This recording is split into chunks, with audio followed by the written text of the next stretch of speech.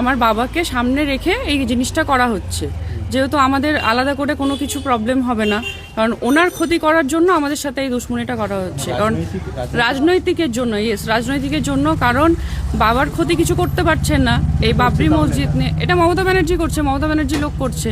কারণ আমাকে হাইলাইট করা যে মেয়ের বিজনেসম্যানের বাড়িতে বিয়ে হয়েছে, মেয়ের বিজনেসম্যান, মেয়ের নিজের প্রপার্টি আছে, মেয়ের প্রপার্টি থাকতেই পারে, কারণ আজকাল সবাই ভালো জায়গায় মেয়ের বিয়ে দেয়। শ্বশুরের কিছু থাকলে মেয়েকে তো দেবে।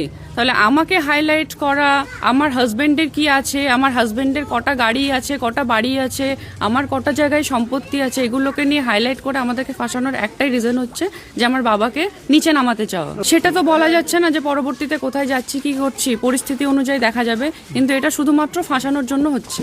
রাজ্য সরকারের পুরোপুরি হাত আছে, এটা রাজ্য সরকারই করাচ্ছে, রাজনৈতিক চক্রান্ত। সোমবার বিকেল থেকে সন্ধে লালগোলায় হুমায়ুন কবিরের মেয়ের শ্বশুর বাড়ি থেকে অনুষ্ঠান বাড়ি, স্কুল বিল্ডিং, একাধিক সম্পত্তি বাজেয়াপ্ত করে মুর্শিদাবাদ পুলিশ। পুলিশ সূত্রে জানা গেছে, হুমায়ুন কবিরের মেয়ের শ্বশুর শরীফুল ইসলামের বিপুল সম্পত্তির পরিমাণ 10,73,75,000 টাকা। এর মধ্যে 19টি ব্যাংক অ্যাকাউন্ট, 2টি গাড়ি ও 15টি সম্পত্তিও রয়েছে।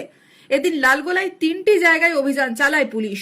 জায়গা ঘিরে দিয়ে মুর্শিদাবাদ পুলিশ জেলার তরফে কার্যত ফ্রিজিং অর্ডার আটকে দেওয়া হয়। পুলিশি অভিযান নিয়ে আর কি অভিযোগ তুললেন হুমায়ুন কন্যা। পুলিশ আজকে আসেনি, এর আগে অনেক কবার এসেছিল, এসে কদিন ফটো তুলে নিয়ে গেছে বাড়ির, জায়গা টায়গা মাপেছে, আমাদেরকে কোনো কিছু বলেনি, জাস্ট করেছে, আমরা সিসিটিভির মধ্যে দিয়ে দেখেছি।